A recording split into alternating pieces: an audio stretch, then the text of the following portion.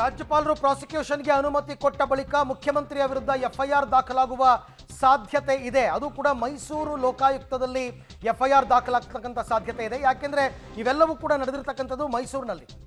ಮೂಢ ಅಕ್ರಮ ಅಂತಾನೆ ಇದು ಇತ್ತೀಚೆಗೆ ಸಾಕಷ್ಟು ವಿವಾದಕ್ಕೆ ಕಾರಣವಾಗಿದ್ದು. ಹಾಗಾಗಿ ಮೈಸೂರು ಲೋಕಾಯುಕ್ತದಲ್ಲಿ ಎಫ್ಐಆರ್ ಅನ್ನ ದಾಖಲು ಮಾಡ್ಕೊಳ್ತಕ್ಕಂಥ ಸಾಧ್ಯತೆ.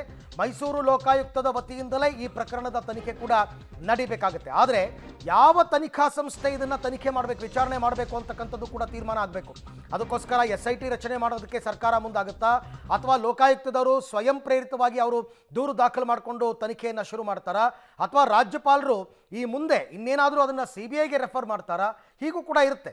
ಮೂಡಾ ಕೇಸ್ನಲ್ಲಿ CM ವಿರುದ್ಧ ಈಗ ಎಫ್ಐಆರ್ ದಾಖಲಾಗ್ತಕ್ಕಂಥ ಸಾಧ್ಯತೆಗಳು ಕಂಡು ಬರ್ತಾ ಇದೆ.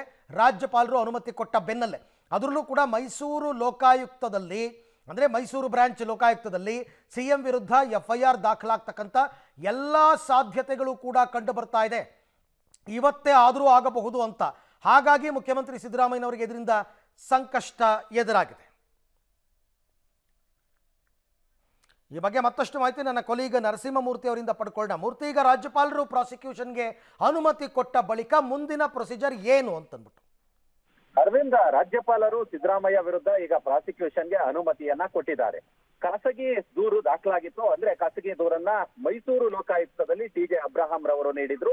ಈಗ CM ಇಲ್ಲಿ ರಾಜ್ಯದ ಹೆಡ್ ಆಗಿರೋದ್ರಿಂದ, ಸಂವಿಧಾನದ ಮುಖ್ಯಸ್ಥರಾಗಿರೋದ್ರಿಂದ ಅವರ ಮೇಲೆ ಪ್ರಾಸಿಕ್ಯೂಷನ್ಗೆ ಅನುಮತಿಯನ್ನ ಪಡೆಯೋದಕ್ಕೆ ಅವರಿಗಿಂತ ದೊಡ್ಡ ಕಾನೂನಿನಲ್ಲಿ ಅಧಿಕಾರವನ್ನ ಹೊಂದಿರತಕ್ಕಂತ ರಾಜ್ಯಪಾಲರಿಂದ ಪ್ರಾಸಿಕ್ಯೂಷನ್ಗೆ ಅನುಮತಿಯನ್ನ ಪಡಿಬೇಕಾಗಿತ್ತು. ಹೀಗಾಗಿ ಪ್ರಾಸಿಕ್ಯೂಷನ್ಗೆ ಅನುಮತಿಯನ್ನ ನೀಡಿ ಅನ್ನೋ ನಿಟ್ಟಿನಲ್ಲಿ ರಾಜ್ಯಪಾಲರಿಗೆ ಅರ್ಜಿಯನ್ನ TJ ಅಬ್ರಹಾಂ ಕೊಟ್ಟಿದ್ರು. ಇದೀಗ ಒಂದೆರಡು ಬಾರಿ ಅದಕ್ಕೆ ಸ್ಪಷ್ಟೀಕರಣ ಮತ್ತೆ ದಾಖಲಾತಿಗಳನ್ನ ಪಡೆದುಕೊಳ್ಳುವ ಕೆಲಸವನ್ನ ಸಹ ರಾಜ್ಯಪಾಲರು ಮಾಡಿದ್ರು. ಇದೀಗ ಪ್ರಾಸಿಕ್ಯೂಷನ್ಗೆ ಸಿದ್ದರಾಮಯ್ಯ ಮೇಲೆ ಅನುಮತಿಯನ್ನ ಕೊಡುವ ಕೆಲಸವನ್ನ ಗೌರವಾನ್ವಿತ ರಾಜ್ಯಪಾಲರು ಮಾಡಿದ್ದಾರೆ. ಹೀಗಾಗಿ ಆ ಪ್ರಾಸಿಕ್ಯೂಷನ್ ನ ಪ್ರತಿ ಏನಿದೆ ಅದು ಈ ದೂರನ್ನ ಸಲ್ಲಿಕೆ ಮಾಡಿದಂತಹ TJ ಅಬ್ರಹಾಂ ರವರಿಗೂ ಕೂಡ ಕೊಡ್ಲಿದ್ದಾರೆ. ಹಾಗೆ ಈ ಒಂದು ದೂರು ದಾಖಲಾಗಿರ್ತಕ್ಕಂತಹ ಸ್ಥಳ ಮೈಸೂರು ಲೋಕಾಯುಕ್ತ SP ಕಚೇರಿಗೂ ಕೂಡ ಈ ಒಂದು ಸ್ಯಾಂಕ್ಷನ್ ನ ಪ್ರತಿ ರವಾನೆಯಾಗಲಿದೆ.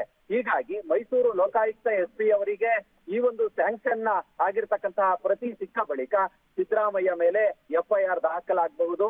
ಪ್ರಿವೆನ್ಷನ್ ಆಫ್ ಕರಪ್ಷನ್ ಹಾಗೆ BNS ಆಕ್ಟ್ ಅಡಿ ಈ ಒಂದು FIR ಗಳು ದಾಖಲಾಗಬಹುದು ಅನ್ನೋ ಹಿನ್ನೆಲೆಯಲ್ಲಿ ಒಂದಷ್ಟು ಲೋಕಾಯುಕ್ತ ಅಧಿಕಾರಿಗಳಿಂದ ಮಾಹಿತಿಗಳು ಲಭ್ಯವಾಗ್ತಿದೆ. ಬಹುಶಃ ಇವತ್ತು ರಾಜ್ಯಪಾಲರ ಈ ಒಂದು ಸ್ಯಾಂಕ್ಷನ್ ನ ಆದೇಶದ ಪ್ರತಿ ಮೈಸೂರು ಲೋಕಾಯುಕ್ತದ SP ಅವರ ಕೈ ತಲುಪಿದ ಬಳಿಕ ಸಿದ್ದರಾಮಯ್ಯ ಅವರವರ ಮೇಲೆ FIR ಆಗ್ತಕ್ಕಂತ ಎಲ್ಲಾ ಸಾಧ್ಯತೆಗಳು ಇದಾವೆ.